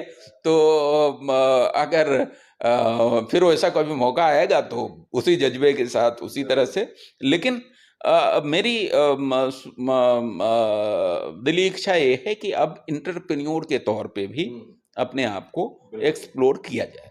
तो आप अपने इस प्रोजेक्ट के बारे में जरा सा बताएं लोगों को। देखिए, प्रोजेक्ट एज सच ऐसा तो बहुत कुछ नहीं है। नवसृजन मीडिया प्राइवेट लिमिटेड हमारी एक कंपनी है। इस कंपनी के माध्यम से हम ब्रांडिंग का, पीआर का और कोर मीडिया का भी काम करते हैं। कोर मीडिया में हमारे पास MKN न्यूज चैनल है, मध्य प्रदेश छत्तीसगढ़ का, इसका हम काम कर रहे हैं। editorji.com हमारा एक न्यूज पोर्टल है, उसको डेवलप करने की कोशिश कर रहे हैं। जल्दी ही एक डिजिटल चैनल हम शुरू करने वाले हैं, उसकी तमाम तैयारियां हमारी चल रही है, क्योंकि भविष्य मुझे लगता है कि उसी का है। तो उसको उस पे हमारा काम चल रहा है। और मुझे लगता है अब करीब 22 वर्षों की यात्रा के बाद कि वैकल्पिक मीडिया ही असली मीडिया की भूमिका में है और रहेगा। क्योंकि जो कोर मीडिया और जिसको तथाकथित बड़ी मीडिया आप कहते हैं, बड़े मीडिया हाउस, वो दरअसल सत्ता के हितों के साथ संचालित होता है। सत्ता का हित नहीं है तो बड़ी से बड़ी खबर को दबा जाएगा। आप देख रहे हैं पूरे देश दुनिया में क्या हो रहा है, बड़ी से बड़ी खबरें दब जाती है। ठीक है, मोल्ड करना तो पुरानी बात हो गई, अब तो खबर दिखाई ही नहीं जाती है। बहुत से ऐसे उदाहरण हैं कि बड़ी से बड़ी खबर मतलब आपको कहीं नहीं दिखेंगी। मतलब पहले तो कम से कम लोक लिहाज ये होता था कि चलो यार 4 कॉलम नहीं छापोगे, बैनर नहीं छापोगे, सिंगल कॉलम कहीं कोने में दे दोगे। अब तो वो सिंगल कॉलम भी नहीं दिखता है। पहले ये था कि ठीक है आधे घंटे का जो है स्पेशल शो नहीं करेंगे, एक स्क्रॉल ही चला देंगे, एंकर बाइट में ही निपटा देंगे। लेकिन अब तो कोई मतलब आपका एक स्क्रॉल चलाने की हिम्मत नहीं कर सकता है। और स्क्रॉल तो छोड़ दीजिए, आप अपने सोशल मीडिया पे नहीं लिख सकते, फेसबुक पे नहीं लिख सकते, ट्विटर पे नहीं लिख सकते। इस दौर में हम जी रहे हैं। तो वैसे में मुझे लगता है कि अगर आपको पत्रकारिता करनी है तो जो वैकल्पिक मीडिया है, ठीक है, वही उम्मीद की किरण है और कुछ नहीं। तो इसलिए मुझे लगता है कि अगर मुझे कुछ कहनी है बात, तो अब मैं किसी बड़े चैनल में रह के या किसी बड़े अखबार में रह के नहीं कह सकता। मुझे अपना एक माध्यम लाना पड़ेगा और मैं उसी दिशा में काम कर रहा हूं, अपने माध्यम की दिशा में। तो जल्दी दिखेगा। तो बिल्कुल जल्दी दिखेगा। और संजय शेखर जी का जो टैलेंट है वो इनके इस एंटरप्रेन्योरशिप के प्रोजेक्ट में भी, नए प्रोजेक्ट में भी ज़रूर दिखने वाला है। और ऐसे बहुत से युवाओं को भी उनके साथ काम करने का, सबसे अच्छी बात तो ये है कि युवाओं को अनुभव मिलेगा कि संजय शेखर जी के जीवन का जो उनका अनुभव है वो अपने जीवन में, अपने करियर में वो ला पाए। तो ऐसी बहुत सी हमने आज रोचक बातें की और 100% ये भी एक हुआ कि अभी तक जितने भी पत्रकारों को मैंने इंटरव्यू लिया, कोई भी एम्बिशियस होके पत्रकार नहीं बनना चाहता था, परिस्थितियों ने उन्हें पत्रकार बनाया।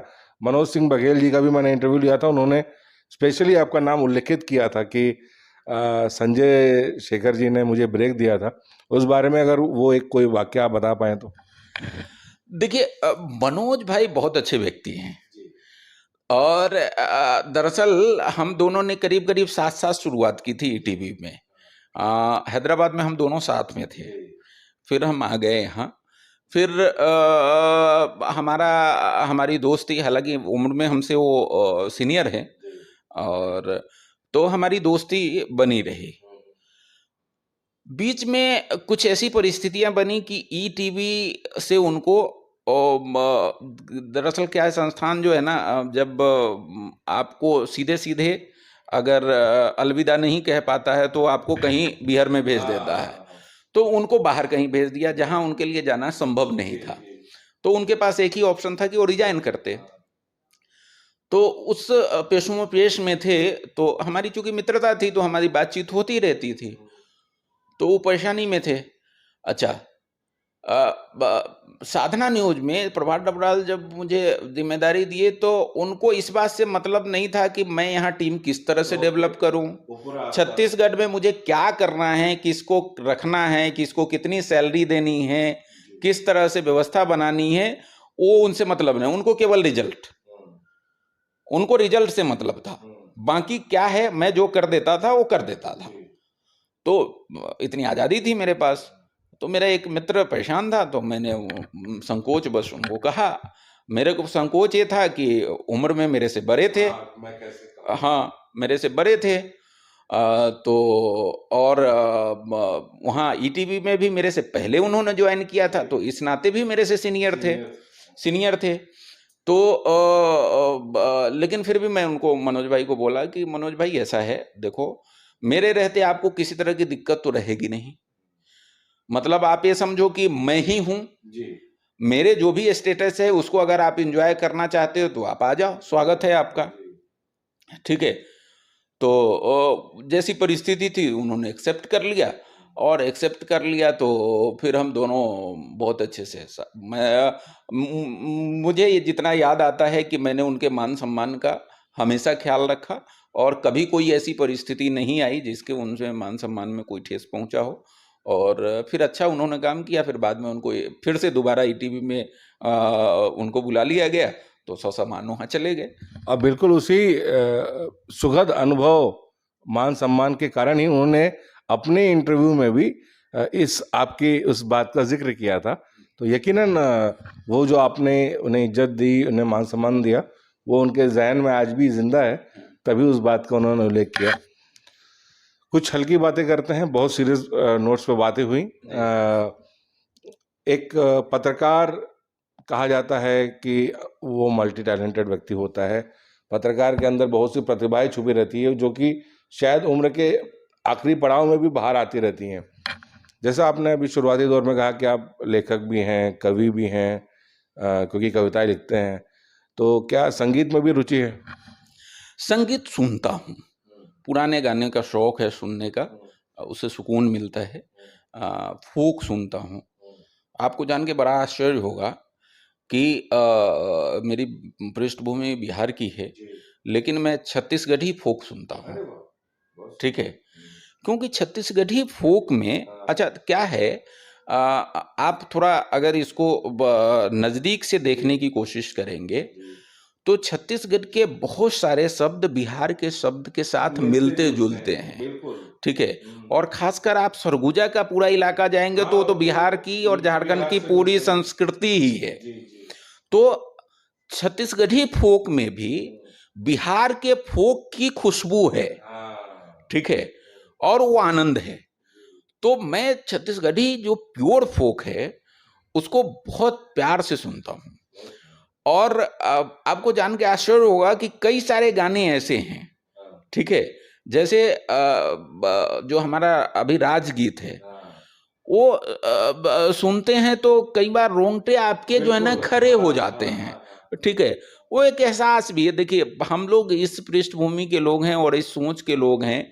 देखिए, मेरी उम्र जितनी बिहार में नहीं बीती, उससे ज्यादा तो मेरा उम्र छत्तीसगढ़ में बीत गया। तो छत्तीसगढ़ में तो मतलब मेरी कर्म भूमि है, सब कुछ छत्तीसगढ़ ने दिया, तो उसके प्रति एक उत्तरदायित्व भी है, एक लगाव भी है, एक कहीं ना कही जाए कि कृतज्ञता का भाव भी है।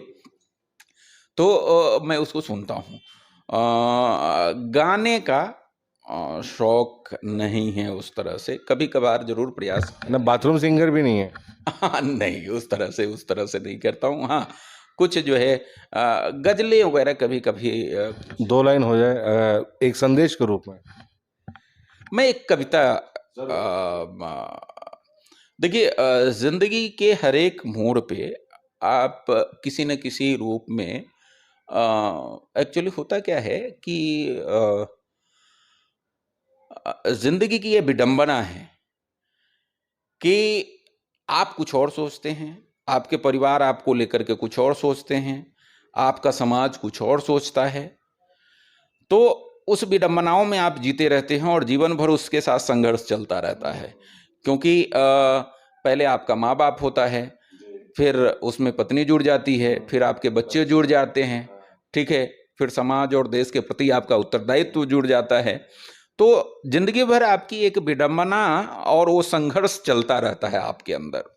तो उसी पर आधारित एक कविता मैंने लिखी थी कि समुद्र के बीचों बीच लहरों के संसार में हूं, समुद्र के बीचों बीच लहरों के संसार में हूं, पतवार छूटे नाविक की भांति मैं मगन मझधार में हूं।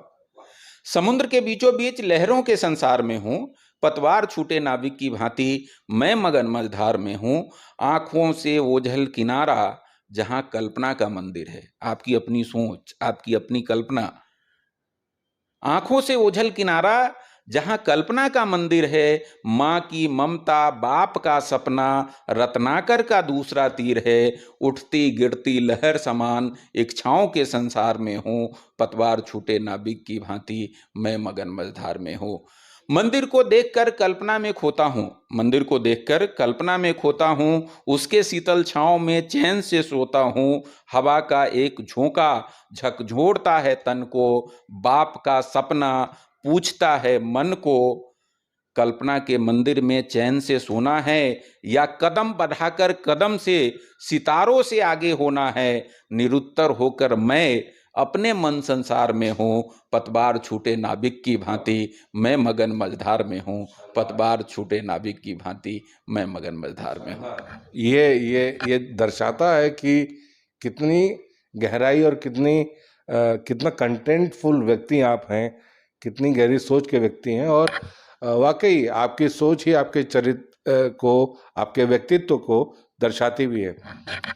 तो संजय जी की जीवनी में बहुत कुछ अभी और है, क्योंकि हम एक इंटरव्यू ले रहे हैं कि इंटरव्यू में मेजर पॉइंट्स ही आ सकते हैं, फिर भी हमने कोशिश किया कि संजय जी के बहुत से पॉइंट्स इस इंटरव्यू में आए। संजय जी, आपका एक संदेश आज के युवाओं के लिए जो वाकई जर्नलिज्म में या फिर एक ऐसे दौर पे हैं कि what to do and what not to do, एक खासकर कोविड के बाद जो एक स्थिति बनी हुई है, पसोपेश की स्थिति है, थोड़ा सा कंफ्यूजन की स्थिति बनी हुई है। तो आपके जो विजन है, जो आपका बेबाक नेचर है, जो आपकी निडरता है, उस विषय में, उस चरित्र को हम चाहते हैं कि युवा प्रेरणा स्वरूप ले। तो आपका एक संदेश युवाओं के लिए। देखिए, पत्रकारिता का स्वरूप बहुत बदला है। पिछले 22 साल के अपने सफर के दौरान ही मैंने बहुत बदलाव देखे हैं। तो खासकर पत्रकारिता के जो विद्यार्थी हैं या जो लोग पत्रकारिता के क्षेत्र में आ रहे हैं, उनसे मैं ये जरूर कहना चाहूँगा कि पत्रकारिता को अब केवल कोर पत्रकारिता, मतलब अखबार और टेलीविजन के तौर पे ही मत देखिए। पत्रकारिता का जो एक्सपांसन हुआ है, आप अपने आप को मीडिया कर्मी के रूप में देखिए, और मीडिया कर्मी के रूप में अब अखबार और टेलीविजन के अलावे ब्रांडिंग में, विज्ञापन में, पॉलिटिकल कम्युनिकेशन में, इसके अलावे जो है जो पीआर में, ठीक है, डिजिटल मार्केटिंग्स में, इसमें जो स्कोप है, ठीक है, वहां भी अपने आप को देखें, वहां भी संभावनाओं की तलाश करें। और मैं अपना अनुभव कह सकता हूं कि यहां से अगर जॉब सेटिस्फेक्शन के मामले में बात करेंगे, सैलरी के मामले में बात करेंगे, कैरियर ग्रोथ के मामले में बात करेंगे, तो यहां से कई मामलों में बहुत अच्छी स्थिति है। वहां संभव है कि पत्रकारिता में आपका जीवन, ठीक है, 10,000 रुपए से शुरू होकर के 50,000, 60,000, 70,000 रुपए में खत्म हो जाए, लेकिन अगर विज्ञापन की दुनिया में आप चले जाएंगे तो संभव है कि आप जो है 25-30 हजार रुपए से शुरू करें और 25-30 लाख की सैलरी तक पहुंच जाए, ठीक है। ब्रांडिंग में अगर जाएंगे तो यही स्थिति है। पीआर में भी अगर मल्टीनेशनल में अगर आप चले जाते हैं तो बहुत अच्छी स्थिति है, बहुत स्कोप है, तो आपको उस तरफ भी देखना चाहिए। पत्रकारिता के संदर्भ में मैं एक बात जरूर कहना चाहूंगा, मेरा अपना निजी अनुभव है और मैं इसको अपनी उपलब्धि के तौर पर, आप मेरे से पूछेंगे कि संजय भाई आपके 22 साल की उपलब्धि क्या है, तो 22 साल की मेरी उपलब्धि ये है कि कोई भी व्यक्ति ये नहीं कह सकता कि संजय शेखर ने मुझसे खबरों के नाम पे 1 रुपए की मांग की। कोई आदमी नहीं कह सकता। मैं किसी भी व्यक्ति के आंख में आंख डाल करके बात कर सकता हूं, चाहे वो कितना भी बड़ा व्यक्ति हो, क्योंकि मैंने किसी का एहसान नहीं लिया, किसी का एहसान नहीं लिया, ठीक है। कई लोग मुझे मेरे कद को थोड़ा नीचे करने के लिए मेरा नाम डॉक्टर रमन सिंह के साथ जोड़ देते हैं, लेकिन मैं आपके माध्यम से कहना चाहता हूं, मैं डॉक्टर रमन सिंह के साथ मेरे बहुत अच्छे संबंध थे और आज भी हैं और आगे भी रहेंगे, क्योंकि मैं किसी से शत्रुता नहीं करता हूं।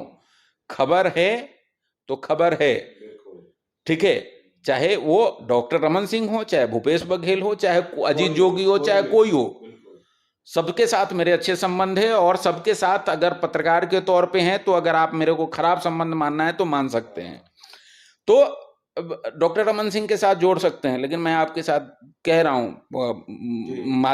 आपके इस माध्यम में कह रहा हूं कि 1 रुपया का, 1 सिंगल रुपया का मैंने कभी कोई अनुचित लाभ डॉक्टर रमन सिंह के सरकार से नहीं लिया, सिंगल रुपये का। कोई नहीं कह सकता। हाँ, अब ऐसा नहीं है कि मेरे पास ऑफर नहीं आए, मैं हमेशा अच्छी स्थिति में था, ईटीवी का हेड था, मैं साधना न्यूज का हेड था, हमेशा नंबर 1 चैनल का हेड था, तो ऐसा थोड़े है कि जो प्रक्रिया है वो मेरे तक नहीं पहुंचती थी, लेकिन मैं सम्मान पूर्वक उसको ठुकरा दिया, उसको वापस लौटा दिया। और लौटाने के कारण पहले मेरे संबंध खराब हुए, बहुत खराब हुए, ठीक है। पहला वाकया यह था कि 2003 में मैं ईटीवी को ज्वाइन किया था, 2004 में तो नहीं, 2005 में होली का मौका था। होली के मौके पर मेरे पास मिठाई, ठीक है, और उसके साथ पैकेट आए, ठीक है। मैंने मिठाई का डब्बा रख लिया, पैकेट मैंने लौटा दिया तो फोन आए, ये कैसे हो गया, ठीक है। मतलब आप सीधे सीधे चुनौती दे रहे हैं, ठीक है, ये कैसे हो गया। तो मैंने विनम्रता पूर्वक हाथ जोड़ करके कहा कि मेरी जिस दिन जरूरत होगी, एक तो ईश्वर कभी ऐसी जरूरत पैदा ना करे, लेकिन जिस दिन जरूरत होगी मैं जरूर आपको याद करूंगा, लेकिन अभी मेरी जरूरत नहीं है। तो उससे मेरे संबंध खराब हो गए, काफी दिन तक खराब रहे। माना यह गया कि मैं उनके कैंप में शामिल होने के लायक नहीं हूं। लेकिन बाद में जब लोगों ने महसूस किया तो मुझे परख लिया तो उनको लगा कि नहीं, ये उस टेम्परामेंट का आदमी नहीं है, ये सम्मान का भूखा आदमी है, इसको सम्मान चाहिए। तो मुझे हमेशा, जब तक डॉक्टर रमन सिंह रहे तब तक मुझे सम्मान देते रहे, और मैंने जो भी काम किया संस्थान के लिए कहा, उन्होंने मुझे मेरा काम किया। मतलब मेरे पास ये था कि मैं अगर जाकर के संस्थान के लिए कहता कि ये चीज मुझे करनी है, तो वो उसी वजह से कर देते थे, क्योंकि इतना सम्मान वो करते थे। ये संबंध मेरा था और इसको मैं सार्वजनिक तौर पे स्वीकार करता हूं। लेकिन अनुचित लाभ 1 रुपए का, 1 रुपए का नहीं, ये मेरे जीवन की उपलब्धि रही। और किसी से भी मैं चौराहे पे खड़ा होके आंख में आंख डाल के बात कर सकता हूं। सिंगल आदमी नहीं हो सकता, ठीक है, कि कह दे कि संजय शेखर ने मुझसे खबरों के नाम पे 1 रुपया मांगा हो या अनुचित रूप से 1 रुपया मांगा हो। यूं भी मेरा हाथ किसी के सामने, मतलब मैं अपनी गरिमा के खिलाफ ही क्योंकि किसी के सामने हाथ फैलाऊं।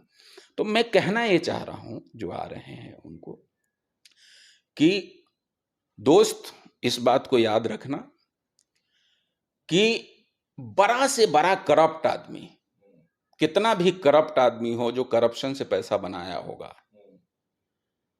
एथिक्स के खिलाफ काम करने वाला आदमी,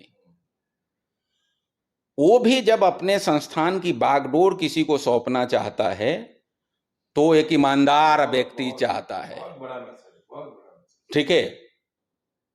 वो भी जब ढूंढेगा तो उसकी नजर में आता है कि अच्छा, संजय शेखर एक व्यक्ति है। और वही वजह, मैं पिछले 2 साल से मैंने जब नौकरी नहीं करने का अपना संकल्प ले लिया है, तो भी मेरे जेब में हमेशा नौकरी रहती है, ठीक है। और ये आपकी कमाई होती है, ये आपकी कमाई होती है। तो आपको अपनी ईमानदारी को बरकरार रखना चाहिए, और ये रखना चाहिए कि जीवन में, मुझे एक व्यक्ति ने कहा था, सबसे बड़ी कमाई क्या होती है कि आप दिन भर काम करके जाओ, रात में अच्छे से खाना खाओ और चैन की नींद, सुकून की नींद आ जाए, ठीक है। उससे बड़ी कमाई कुछ नहीं होती है जीवन में, ठीक है। तो मेरे को भरपूर नींद आती है, कभी कभी अगर सोता हूं तो सुबह 9 बजे तक सो जाता हूं। तो ये जीवन की कमाई है, उसकी तरफ आइए। और एक तीसरी बात और कहना चाहूंगा कि जो भी आप कमाएं उसका एक निश्चित हिस्सा सेविंग करें। आपकी तनख्वाह भले ही 10,000 हो, तो 10,000 में तय कर लीजिए कि 15 से 20% हमको सेविंग करनी है। आप अपनी सैलरी 8,000 ही मानिए, आप मत मानिए कि आपको 10,000 मिल रहा है, लेकिन 2,000 रुपये हर एक महीने बचाइए, क्योंकि आप पत्रकारिता के ऐसे पेशे में हैं जिसमें आपकी नौकरी कल है या नहीं है ये आप नहीं जानते। तो आर्थिक रूप से सक्षम नहीं होंगे तब तक आप अच्छी पत्रकारिता नहीं कर सकते। तो आर्थिक रूप से सक्षम बनिए, और आर्थिक रूप से सक्षम बनने के लिए जरूरी नहीं है कि आपको गलत काम करने हैं। आप मेहनत करिए, आप अपनी नौकरी के अलावे दूसरे काम इन द सेंस, आप किसी अच्छे मल्टीनेशनल जो है कंपनीज है उसके कुछ असाइनमेंट्स का काम कर लीजिए, कुछ फ्रीलांसिंग का काम कर लीजिए, और उससे आपकी अच्छी खासी अर्निंग हो सकती है। पार्ट टाइम कुछ बिजनेस कर लीजिए, लेकिन अब आपको आर्थिक रूप से सक्षम बनना पड़ेगा, तभी आप अच्छी पत्रकारिता कर सकते हैं, और नहीं तो अब वो वक्त नहीं रह गया है। तो मैं तो निश्चित तौर पे मैं अपने अनुभव के आधार पे ये कहूँगा कि ये 3 चीज का जरूर ध्यान रखें जीवन में। अपने मेहनत पे भरोसा रखें, अपनी ईमानदारी पे भरोसा रखें, ईमानदारी के साथ काम करें, मेहनत खूब करें जितना कर सकते हैं उतना, और आर्थिक संसाधनों को विकसित करें। बहुत शानदार दोस्तों, ये बहुत शानदार मैसेज संजय जी ने दिया। और मुझे लगता है कि यही सब प्रश्न होते हैं दिमाग में, जहां आज का खासकर जो युवा है वो पशुपेश की और कंफ्यूजन की स्थिति में रहता है। तो मुझे लगता है संजय जी ने बहुत साफगोई से, बेबाकी से और बहुत ही क्रिस्टल क्लियर तरीके से हर पॉइंट्स को समझा दिया है, एक मैसेज दिया है।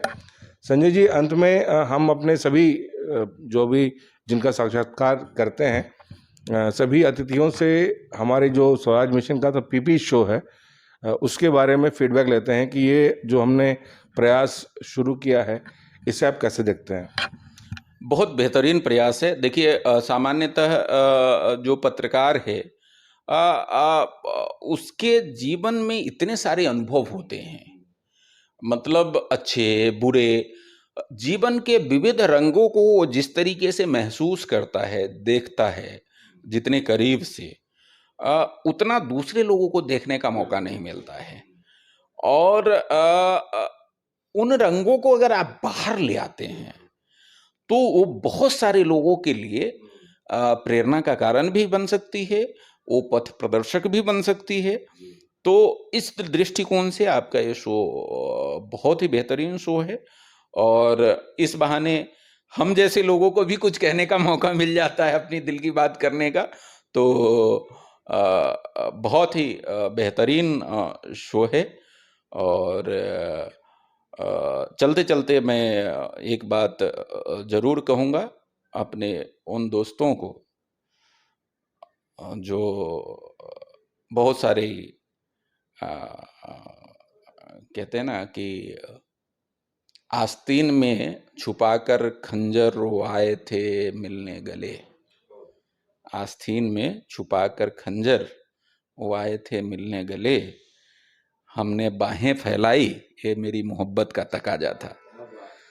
तो हम तो मोहब्बत करने वाले लोग हैं, मोहब्बत करते हैं, लेकिन एक बात और है कि खामोश हैं उन्हें खामोश ही रहने दो। खामोश हैं उन्हें खामोश ही रहने दो। खामोश हैं उन्हें खामोश ही रहने दो, खुद के नशे में मदहोशी रहने दो। खामोश हैं उन्हें खामोश ही रहने दो, खुद के नशे में मदहोश ही रहने दो। शायद अंदर दबी हो कोई चिंगारी, शायद अंदर दबी हो कोई चिंगारी, हवा मत दो उसे राख ही रहने दो। हवा मत दो उसे राख ही रहने दो, क्योंकि अगर चिंगारी भड़की तो संभव है कि आपकी सल्तनत को जला के ध्वस्त कर देंगे। तो ये देखिए, ये एक स्टाइल है, दिस इज स्टाइल कि किस प्रकार से इसे आजकल का युवा जो बोलता है swag, this is swag of Sanjay Shekhar.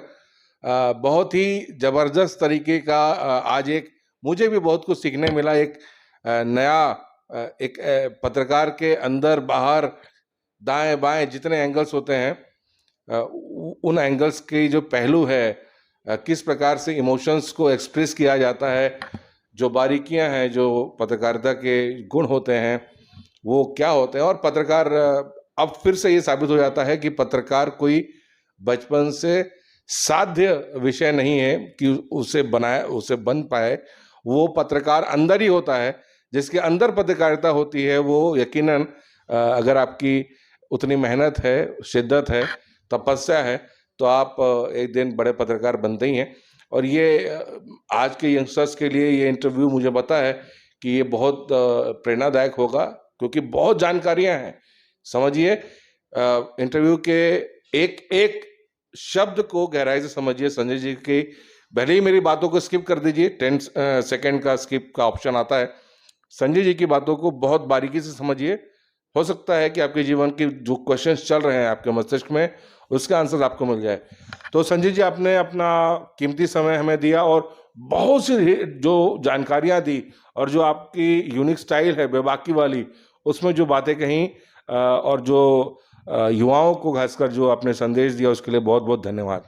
बहुत धन्यवाद आपका। बहुत अच्छा लगा आपसे बात करते हुए, और इसी बहाने बहुत सारी ऐसी बातें सामने आई जो सामान्यतः सामने आती नहीं है।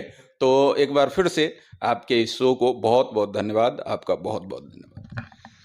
तो एक और शानदार इंटरव्यू आज का रहा, और ऐसे ही एक और बेबाक और दबंग शख्सियत के साथ हम दोबारा हाजिर होंगे। तब तक के लिए देखते रहिए Swaraj mission, the PP show. जो नए लोग हैं उनके लिए एक बड़ा अच्छा शेर है, कुछ शब्द हैं।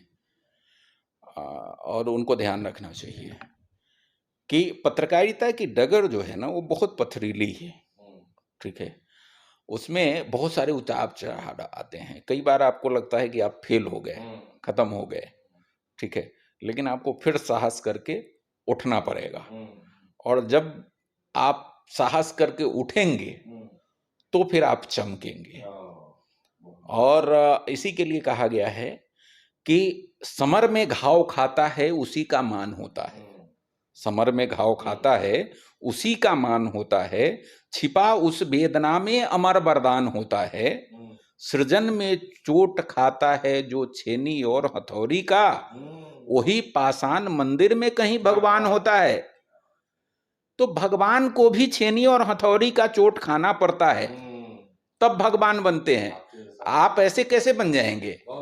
और कलाम साहब ने भी कहा है कि आप सूरज की तरह चमकना चाहते हैं तो आपको सूरज की तरह जलना होगा। तो पत्रकारिता के क्षेत्र में अगर आप चमकना चाहते हैं तो आपको उस तरह से अपने आप को तपा करके निकालना पड़ेगा।